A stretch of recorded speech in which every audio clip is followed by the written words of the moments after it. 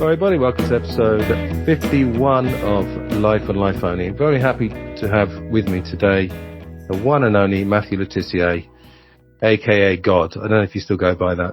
Not quite God, Le God, I think. Le God, sorry, yeah, you're right. Yeah. Thanks for coming on. We're going to have a nice, interesting chat here, hopefully. I know you've done a lot of interviews and podcasts, but I hope I'll bring something new here. Anyway, how you doing? How's life treating you at the moment?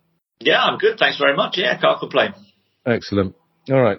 I thought a good place to start, actually. I was looking through your Wikipedia page. Wikipedia is notoriously a bit hit and miss, but I think I'm on safe ground. You're the second highest Southampton scorer behind Mick Channon. And a quick shout out to my friend Carl, who's a Southampton fan. First midfielder to score 100 Premier League goals and 47 out of 48 penalties. Is that right? Yeah. Let's not talk about the one you missed. That's a great record. Of course, penalties is quite a thing with these major championships because we seem to get so many penalty shootouts. So what's the key to a good penalty? Should you make your mind up before you strike, or what do you think? It all depends on your levels of confidence, on your character, how much confidence you've got in your own ability. So I didn't make my mind up until I was just about to strike the ball. I just kept my options open because I liked seeing if the goalkeeper moved a little bit too early. I mean, it's really small pockets of time to make decisions you've got. Yeah. But if you're calm enough in your mind, then you can see the goalkeeper, because he's got to try and anticipate a little bit. You know, the odds are stacked against him from a penalty. So yeah, that's why I left it till the last second to make up my mind. I had a preferred corner, but I didn't stick rigidly with that. Yeah, because if you think about it, you're right. From 12 yards, if you take away nerves and everything else, the odds are stacked, as you said, stacked with you. So in the penalty shootouts and the big tournaments, do you think it's mostly all about bottle, really? A big part of it is bottle. A big part of taking penalties in the first place is actually wanting to be there. Yeah. I think if you go into taking your penalty apprehensive and not really confident, then I think you've got a far lesser chance of actually scoring that penalty. That's not to say you won't score it, because at the end of the day, if you hit a shot at reasonable pace at the goal, you've probably got a 66% chance of scoring. You've got right and left and centre. The goalkeeper can stay where he wants. If you hit it right and left, you score. If the goalkeeper dives one way, you go down the middle or the other way, you're going to score. So you've got a 2 and 3 chance straight away of actually scoring before you take into account the pace that you can put on the ball. And like I say, waiting to see if the goalkeeper moves a little bit. Oh, interesting. All right. One more thing from your Wikipedia. In your testimonial in 2002, the score was 9-9. Is that right? Yeah. That's a crazy score. I mean, we've heard some crazy scores. Obviously, the most famous one is Arbroath 36, Bonaccord 0. That's a famous one. Or 4-4 East 5-5. But what were the circumstances of the testimonial? And who played in that? Oh, it was a very friendly game. It was played in a jocular manner more than anything. But it was the current Southampton team at the time, and it was playing against a team of ex-England internationals. There were people like Paul Gascoigne and a whole host of other players. Alan Shearer played, just basically players that I'd kind of played alongside, and I'd asked to come down and play my testimonial with me. Does the football world look after professionals, would you say, after they've stopped? Like either financially or other support? I think the PFA on occasions look after players with, helping them get coaching qualifications, paying for their coaching badges, paying for operations that they may have needed after playing football, the damage that was done to them during their football career, on that kind of things. I think they could do more, probably. There's lots of stuff going on at the moment with the Alzheimer's research. I think the PFA could do more in regard to the support for the players that have suffered with that. So, yeah, I memean, they do a bit, but I think they could do more. Okay, fair enough. You mentioned Gascoigne. I will ask you a little bit about that later on. In terms of your football career altogether, are you happy with how it went? I mean, what was your peak, would you say, either enjoying it or your peak form? You can say the whole 90s if you want. But. No, that would be incorrect, because I had a bit of a rough period at the end of the 90s with injuries and stuff. So, right. But yeah, certainly, I had 2 great years around 89, 90 and 1991 seasons. And then I had another 2 really good years, 93, 94, 94, 95. There were a couple of okay seasons in between those. And then maybe one season after that real good period where I kind of almost got in the World Cup squad in 1998. had a pretty good finish to that season. So yeah, I mean, there were probably peaks and troughs, but there were good long periods of good form as well. So I'd probably say if at a push, probably the 93, 94, 95 would have been my peak time as a footballer. You played 8 times for England. Oh, you were very unlucky because you were picked for that match against Ireland, weren't you, in 95? I mean, I remember that. It was about 1920. I remember watching that. And obviously there was rioting and everything. And then in 98, I remember this as well. You scored a hat-trick against Russia for England B. Of course, the big irony of the 98 squad was that it was Glenn Hoddle who you were often compared to. Do you think there's a parallel universe where they could have built the team around you? Or let me ask you this question. Is there any prejudice against Mavericks in the English setup? What do you think? Yeah, I think there probably has been down the years. What's ironic is that Glenn Hoddle was considered one of those Mavericks. Of course, that's what I'm saying, yeah. And, it made it all the more galling, really, because I was a Spurs fan as a kid and Glenn Hoddle was my hero. Funny how life turns out sometimes. Of course, yeah. Did you go to La Manga? Was that the 28 or was that? No, I didn't even get in the squad. It was 30 that he picked to go to La Manga. I didn't even get in that 30. Oh, right. Okay. I just want to talk to you about the Euros. I was hoping no one had asked you about the Euros, but I did see that there was a podcast recently you were talking about it. It's funny because I've basically been out of football for years. You know, I was born in 75. The first World Cup I remember was 82 in Spain. I was a massive fan all through the 80s and 90s, and that was the first era of going to pubs and watching England matches or Premier League matches on a big flat screen. And I mean, it was incredible. But I sort of got drawn into the Euros because, family were into it and people at work and all sorts. And what made me, slightly chuckle is that if I go back to 1986 and 1990, basically the same arguments were being made. That England sat back, that they... Can you give me your overall impression of the Euros? I presume you watched all the matches or all the England matches, did you? I watched all the England matches. My overall impression was that we were incredibly lucky to get to the final.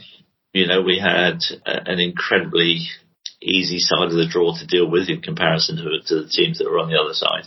I thought the standard of our play at the times, apart from probably the first half an hour of the tournament, in our first game and the first half maybe against the Netherlands.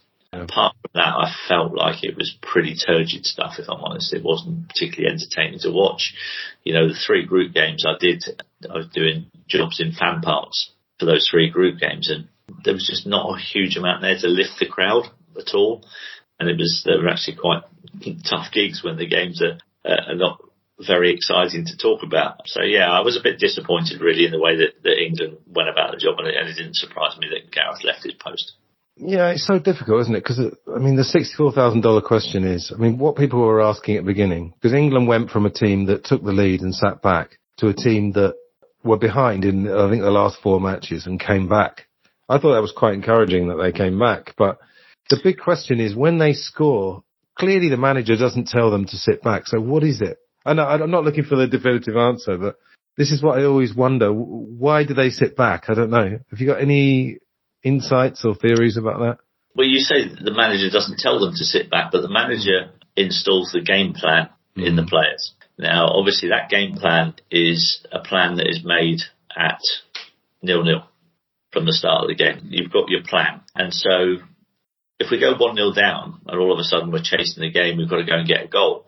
That's when we kind of looked at our most likely. And then when we did equalise, we almost go back to the default position of it being 0-0 again, and we go back to the manager's tactics. Now we're on a level footing. We can go back to how we were playing before, which is really bizarre given the fact that while you were doing that, you went 1-0 down. That wasn't working. Yeah. So why are you defaulting to that position? And so that's something that I've never really understood. When you're on top in a game of football, you've really got to put your foot down and keep pressing forward. And that's what, teams like Man City and Arsenal and Liverpool, teams like that, that's what they do so well. They don't stop at 1-0. They go and beat teams 4 and 5-0 if they can. I don't really see that with our England team when we go into major tournaments very often. Yeah, it's so strange, isn't it? Because, of course, the big difference between now and, let's say, 86 in Mexico is that then in the Football League, I think Lineker was playing abroad, but essentially most of the players were playing in England, as they are now. But English football was I wouldn't say it was all long ball, but it was a certain type of football. It wasn't necessarily about ball possession. It was about getting the ball up the field. Now, of course, it's so different because Man City, I mean, I don't know much about the modern game, but it seems like Man City, they play what might be called a continental style. Jude's obviously doing the business in Spain, or did last year. So that's the difference. It's almost like they had to maybe revert back to something they weren't familiar with. Would that be true? Yeah, possibly. I think obviously the game has changed a lot, even in the 20 years since I've retired. It's a very different way of playing football today. It's, there's a lot of high risk strategy, which wouldn't have been tolerated in my day. Passing the ball around the back out from your goalkeeper in and amongst your own 18-yard box. That was, one of the cardinal sins in our day. If a defender had tried passing the ball across his 18-yard box, the manager would be at him and probably would have dropped him for the next game for being so stupid. Yeah. And yet here we are with teams all over the place playing one-touch football in their own 18-yard box, high-risk football, in the hope that they beat the press and then they counter-attack and then they go and score a goal, which kind of doesn't happen all that often given the high risk that's involved in actually getting in that position in the first place. Yeah, so if we could go back a couple of months, let's say you were England manager, what would you have done? Or what team would you have played? What would I have done? I would probably have taken Jack Grealish. Gareth says, he hadn't played that much, he wasn't really in form. Well, that's okay using that excuse, but then you've got to be consistent because you didn't use that excuse for other players in your team, who you did pick. So I always feel like you should have as many different options off the bench as you can, and Jack is something a little bit different. So that would have been the first thing I'd have done. I would have encouraged the players to get the ball forward a lot quicker than we did. See, when you've got a team, you have to, I think, take a look at the squad that you've got and say, right, where are my best players? And once you've identified that, you then set up your team to play to the strengths of those players. Our best players, we had the top scorer in Germany, we had the top scorers in Spain, we had the player who got player of the season in the Premier League in our front line. So common sense would tell you we need to get the ball to our best players as often as we possibly can. Not tippy-tappy around at the back and completely ignore our best players for 80% of the football match, which is kind of what we did. So the thing I would have done differently was to get the ball into the forward areas a lot quicker and given our forward players, who are our best players, a little bit more time and space to do the stuff that they can do. Because the way that we played was so slow and ponderous in the build-up that by the time the ball got to our best players, the opposition were very organised defensively, had numbers in the places where our best players were, and our best players couldn't do the damage that they could do. So you get the ball to them quicker, you give them more space, you give them more time to create goals, and you score more goals. Simple. And would you change the personnel maybe? I mean, I work with the guys with Geordie, and he goes on and on about Anthony Gordon. Yes. 100%. Anthony Gordon, I thought, a few of the games were crying out for somebody with that kind of pace. I think he had 5 minutes of game time in the whole tournament, and he probably did more in that 5 minutes than some of the other players did in 6 games. So it was a strange one for me. That it's almost like the whole country would go and come on, give Anthony Gordon a go, and Gareth Southgate go, I know better than all you lot. I'm just not going to play because all you lot want him to play. And I think that's been a bit of a trend with England managers down the years. Well, I'm wondering whether it's a lot of managers because my dad is Italian, so I followed Italian international football, and over the years, he said that about that maybe they're a bit hard-headed, or it could be ego. I don't know. Did you know Gareth at all? Or, presumably, you played against him in the Premier League. Yeah, I played against him. I was with him in a few England squads as well. I mean, I don't know him really well. I've actually sat in the boardroom with him at Southampton a few times down the years watching games. I wouldn't have said he was particularly egotistical from dealings with him as a player, and sat with him around the boardroom. He's very quiet, very reserved. I don't think he had a big enough personality to actually do the job. From what I've seen, obviously I've never met him, but it's not so much egotistical, maybe just a bit hard-headed or... Yeah, stubborn. Perhaps his loyalty, I don't know about, you'd know better than me, about loyalty to players as well. Because again, you get this through the years. I mean, if I go back to 86, it was all Bobby Robson being very loyal to Brian Robson, and Brian Robson was a great player. But I remember in '86 he got injured in that match where Ray Wilkins got sent off. And we were almost joking that we inadvertently became a great team. You know, suddenly we had wingers and so forth, and Lineker came alive. Yes. I don't know, it could be pressure, who knows. Obviously it's not an easy job. It's easy to say, with this set of players. He's obviously brought them forward, but is it right they've appointed Carsley now? I don't know if that's been confirmed. Only time will tell whether that's the right decision or not. I think it was the obvious decision that was going to be made, because obviously Gareth came up through that route. The FA are looking at Gareth and thinking that he was a success as a manager. I might argue against that, quite frankly. And so they feel like, if it worked last time, let's just do it again. I think the fact that Lee isn't, a huge household name and hasn't managed very often, I think means that they've given it to him on an interim basis. And pretty much if he wins the first game or first couple of games that he manages, they'll give it to him permanently. Yeah, I think that'll happen as well. Didn't realise that they won the under-21s last year, didn't they? In fact, beating Spain in the final. Yeah, and that's obviously gone in Lee's favour, and that's something very good to have on his CV. And he has been in the that international setup, so he knows the way it works. There's lots of things there that point you as to why the FA would appoint him. Yeah, I think what Gareth obviously did well was there seemed to be a good team spirit, and he handled the press well. And I think that's one of the things about England that maybe does mark us out. I think maybe our tabloids are more ruthless than, I don't know, maybe anywhere in the world. I don't know. I don't know about every country, but one of the things I know from in Italy, they would, well, this is 20 years ago, but they would tend to pillory the players more for their playing, but perhaps not more for their personal life. And obviously there wasn't the drinking culture in Italy, but it seems like half the job or more is fending off the press. And he's obviously good at the diplomatic side, so maybe you need someone who's good at that, but is a bit more maverick with the football. Yeah, I would call him a very good diplomat. Yeah, he should go into international relations maybe, shouldn't he? Yeah, maybe we could have one person who's a diplomat and then the other one who's the football coach. Oh, we're being harsh, aren't we? But yeah. But do you think the crop of players we've got maybe is one of the best we've ever had? Because that's what it seems to me. There's a bit of strength. Yes, certainly a lot of talent in that squad, and it's just a case of finding the right manager to get the best out of those players, because we've seen what they can do at club level. But national football is a little bit different, and it's difficult to get that same spirit at England camp. I was in 8 England squads, but I never felt like I was part of the squad.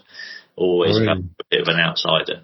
When I went in there. Obviously that's a long time ago now, and it appears things may have changed a little bit, but it'd be interesting to speak to players who are, not at one of the fashionable clubs, how they're treated when they go into that England camp, and ask them without a microphone in front of them and, off the record, because then you'll get the proper answers. Accidentally leave the mic on, that kind of thing. Yeah. That's interesting you said that, because when you're in the squad, so is there a hierarchy within the squad? Is that how it works? Or I don't know if it's a hierarchy. It was a bit cliquey. I didn't find it particularly welcoming. Considering you're meant to be part of the team and you're all in it together and you're all working for the common goal of winning a football match. Really feel like the players in there tried too hard to integrate the new players into the squad. That's interesting. Yeah, I mean, with England, obviously, we are now marked out as the team that's taken the longest to win a major tournament. There was obviously the Baddiel and Skinner 3 lions, 30 years of hurt. In 2 years' time, it's going to be another 30 years since that record. I just hope, we don't have Baddiel and Skinner as 80-year-olds continually changing the lyrics, and it's going to, I think maybe the longer it goes on, the harder it is. Because absolutely, because it becomes a little bit psychological. Yeah. What's your take on whether an English manager or a manager from overseas? Have you got any thought, or do we just want the best guy? I actually think international football, the managers should come under the same criteria as the players to be able to play for the country and manage the country. I don't understand why that criteria isn't exactly the same for the bloke who's picking the team as it is for the actual team. No, fair enough. And another aspect of sport that I wanted to talk to you about was, it seems to me that, sport is a great distraction. Okay, it's a diversion. It's something, for a working man or woman to enjoy. But it does seem to me that the importance of sport has been increased. I'd say rather been increased rather than increased. That seems to be quite a deliberate thing. Do you think football is given a disproportionate importance in society? Yeah, I do. And I think I know why. Because I think it became so popular, with the masses, that I believe it's been hijacked. Oh, can you explain that? So football is no longer just about the sport anymore. It's about taking the knee, supporting the LGBTQ community. It's become a political football. And I believe the reason that's been done is because politics isn't actually very popular. Politicians aren't very popular. And the only way they can get people to listen to them is through sport, because they know how popular that is. And that's why I believe politics has hijacked sport in a massive way over the last, maybe 20, 30 years. Yeah. And it seems to be football more than other sports. Because, global. There's a movement, I believe, going on to try to form a one world government. And football is the global game. And that's why they've chosen that as the vehicle through which to try to encourage people to believe that a one world government is a solution to all our problems. Yeah, that globalism movement has actually been going on longer than people think. People think it's a modern thing, but it's probably been, arguably it could even be 100 years. Yeah. 70, 80 years or so. It could be more than that. It's just the effect it has on people is quite curious to me, because I used to work with this guy. He was a very confident guy, and he was a very nonchalant guy in a nice way. Nothing ever bothered this guy. He was under pressure at work. It never bothered him. And then I got invited to the pub to watch an England match. And it was a time when I wasn't really watching a lot of football. And just seeing this worried look on this guy's face, when England were losing, it's quite amazing. And you do get swept up in the joy of it. I mean, I went to a pub to watch one of the matches. I think it was Switzerland. And it wasn't a great game, but obviously there's a communal aspect to it. And there's nothing wrong with that up to a point. But during COVID, it was funny that they were still showing matches. And I think it was the FA Cup semi-final I was watching. And, of course, there's no crowd, so there's no noise. And you had the option on your TV of adding crowd noise, which is, it's kind of like canned laughter, isn't it, almost? Yeah. But what was funny was that the commentator was getting so excited. And it's a cross on the right, and it's a header. And you think, this looks like a training session. If you take away the noise and the crowd, I think football is a great game, but that was weird, wasn't it? It was. Yeah, it was weird. And it is a great game. I think the thing with the whole thing with the communal thing and watching football together and enjoying the football together, I think for me, I don't think I've ever really been swept up too much in it. Yes, it's enjoyable when England win and they score a last minute winner and everyone celebrates. It's great. But for me, when the highs have come around, I've never let myself get too high. And when the lows come around, I don't let myself get too low either. So if we do lose, it doesn't really bother me, if I'm honest. It's a game of football at the end of the day. And I think we have to put things into perspective. So yes, I'll watch England play. I very rarely watch any England friendlies, if I'm honest. Not that many. I only really kind of get really interested when it comes around to the major tournaments because, I was born in 1968, so I missed out on seeing the 66. And yeah, I'd like to see us win a major trophy in my lifetime. That'd be quite nice. But you know what? If it doesn't happen, I'm not going to lose any sleep over it. Yeah, I mean, I always remember when we start, as I was saying earlier, with this thing in the 90s of the flat screen TVs in the pub. I almost liken it to going to the cinema to watch a film. If it's a really good film, you can get swept up in the film. But, if there was suddenly, a bomb scare in the cinema, you'd snap out of it very quickly. And there used to be people who I'd go to the pub and if England lost, someone would say, don't talk to this guy for the next hour. He's in mourning. It was like, come on, mate. I know you're a professional footballer, but it is some guys kicking a bag of wind around. It's a great game, but as you said, I think the importance of it is disproportionate. I mean, that's clear, really. Absolutely, 100% agree. The other thing about it, we've just had the Olympics, and I think sport and nationalism, I think this is something that I didn't really realise. I had it's a bit of a silly phrase, but a kind of awakening about 10 or 15 years ago, and I started on a certain journey of trying to get beyond mainstream narratives and all that stuff. I was just thinking, imagine if in the Olympics, if you I don't know, doing whatever it was, synchronized swimming for England or whatever it was, you won a medal and they said, oh, you must be so proud to be doing this for England. And you said, well, actually, I'm doing it for my career. I think nationality is a bit of an accident of birth. Can you imagine what would happen to that person's career, Or if they even said, well, speak the truth. You cannot speak the truth. You can't say things like that. Yeah, exactly. Yeah. Now and again, you get sportsmen who do say, well, the money is nice, and I'm kind of doing it for myself. Occasionally, people will say that, but I appreciate that honesty. So do I. Yeah, but I suppose nowadays you've got agents and everything. They've probably got people in their ear saying, oh, you can't say stuff like that. I suppose. Well, imagine if they said, well, Britain's supplying arms to Saudi Arabia to bomb the Yemen and that kind of thing, which is what I get to talk about because I'm not famous, I always think the conversations people have in pubs are probably a lot different to what we think. Well, obviously, we're in the pub sometimes watching them, listening to them, but I think the idea of the media as a representation of the people, I think, has gone massively out the window. No, the media don't report the news, they create the news. Yeah, that's right, yeah. Because it's gone from, if you think of the media right at the beginning, however many 100 years ago, things happened and you reported them. Now you have to report, particularly with 24-hour news. So you've got to almost wait for things to happen or, heaven forbid, create them, as you said, create stories and so forth. It was interesting. Just one more thing about the Euros. I did listen a little bit to the podcast. What's the one with Lineker, Micah Richards, whatever it's called? The Rest is Football.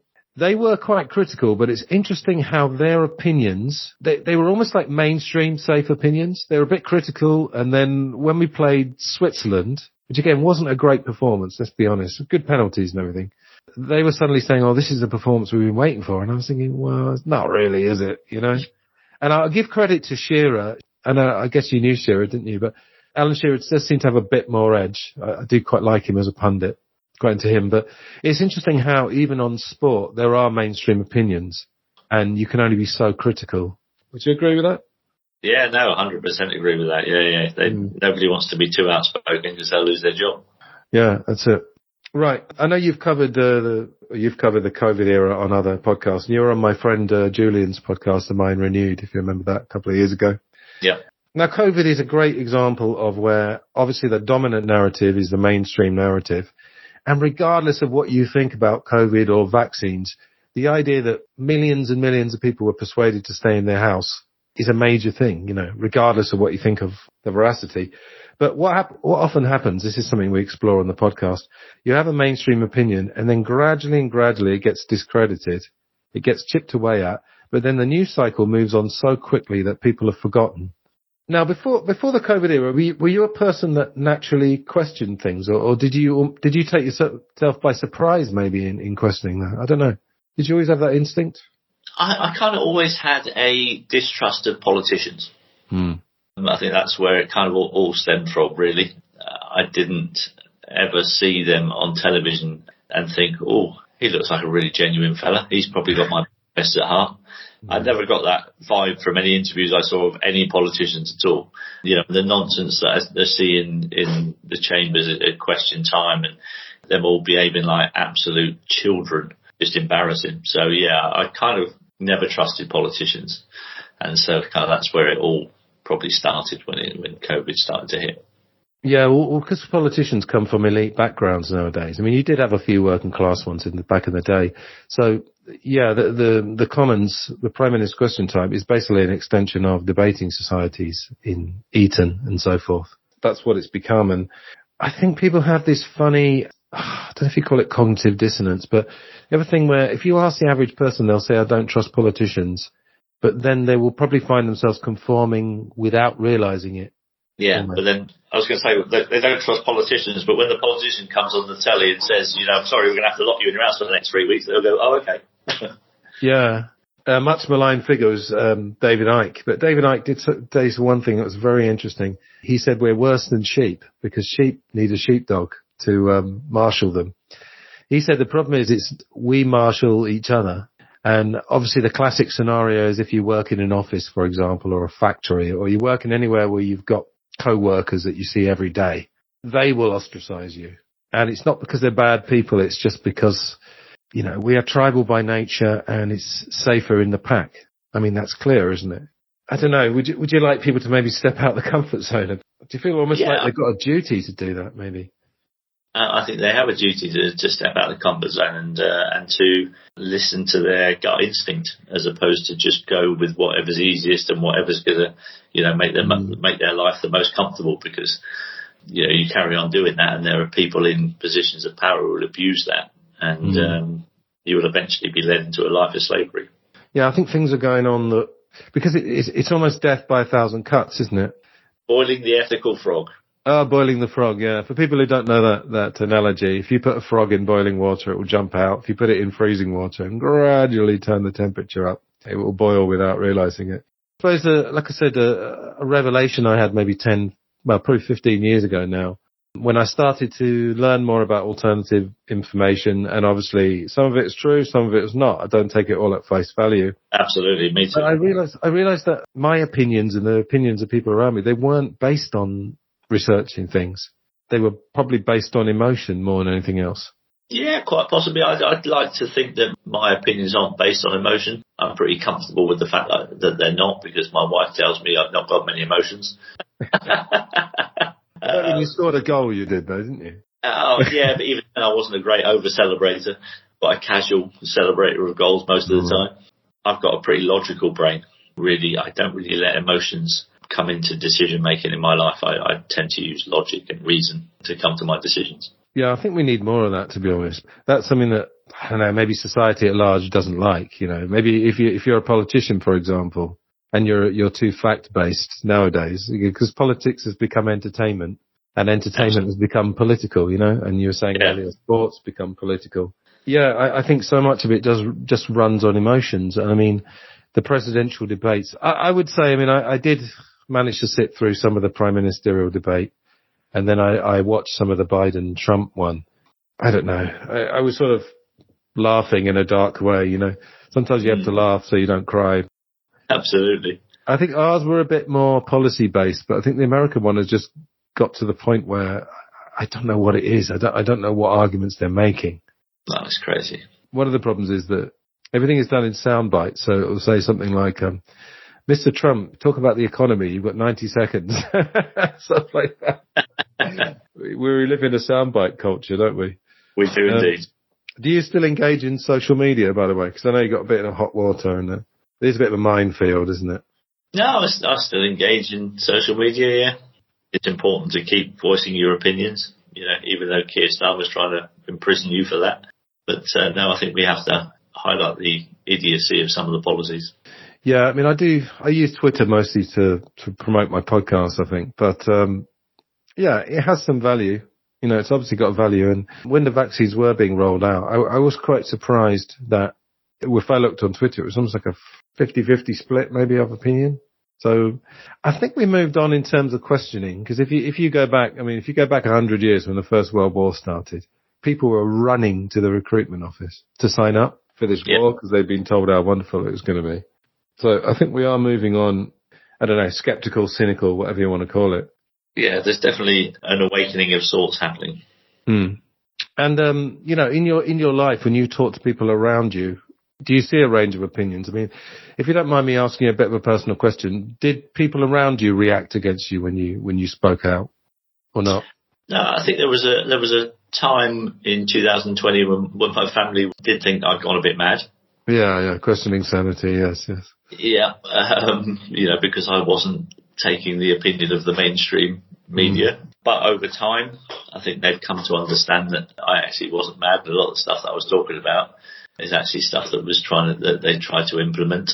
And so I had a couple of friends I played golf with who thought I was mad, and who actually came about a year later and apologised to me and said, "We're really sorry, we didn't think you were a bit crazy, but actually, having seen what's happened now, you were absolutely right, and we're really sorry that we thought you were a bit crazy." And what about in the football community?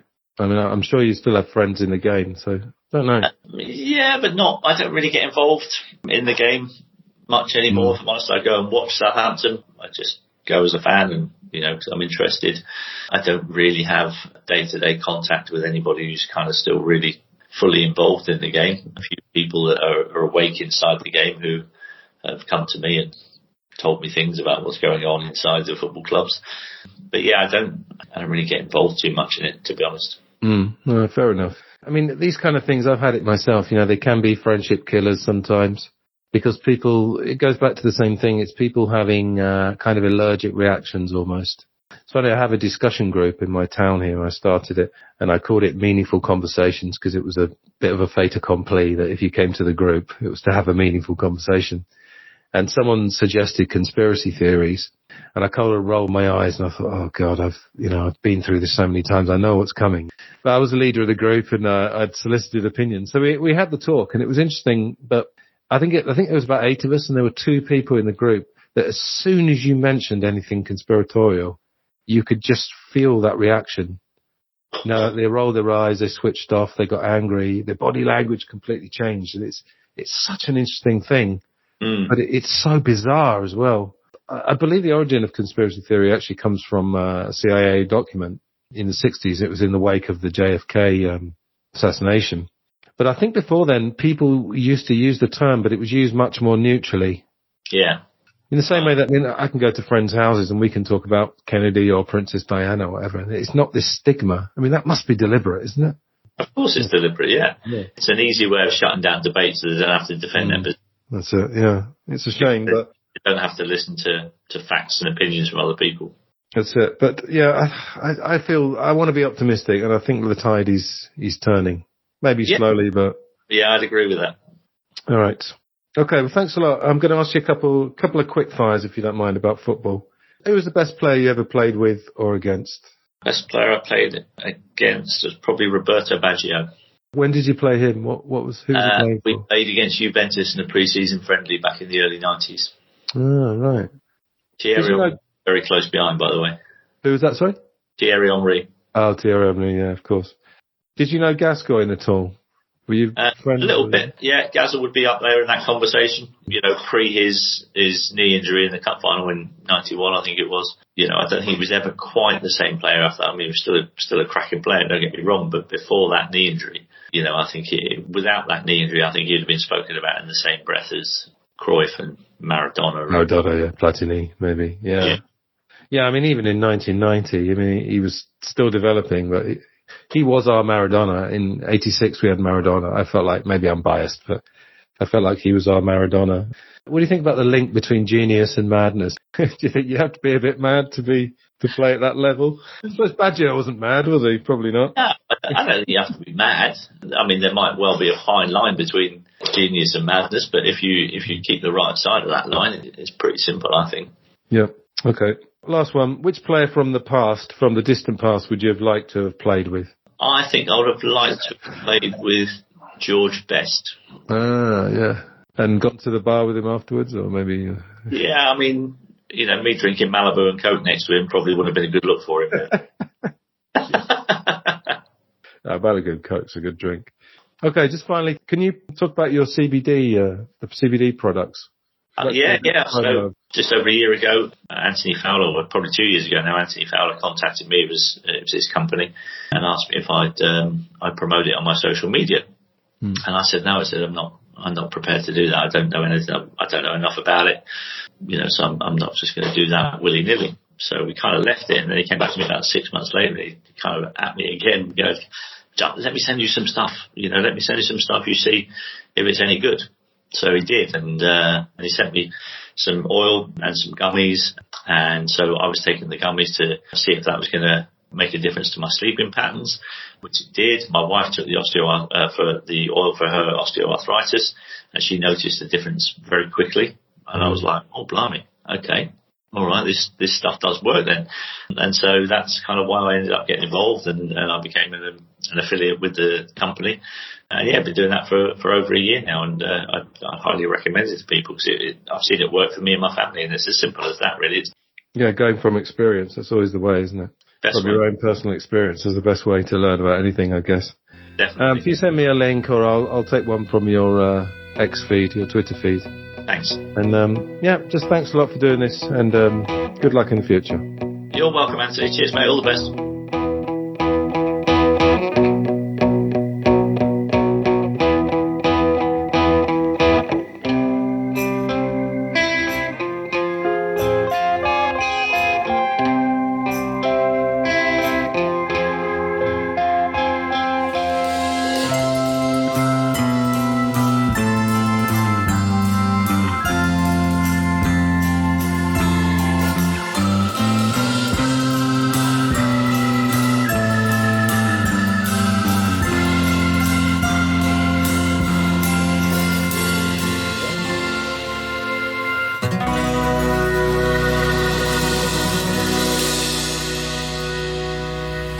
Here's Le Tissier, setting off on one of those arcing runs of adventure and letting fly. Oh! And scoring a terrific goal, even by his elevated standards. That is something special. He has this talent for making the extraordinary seem straightforward.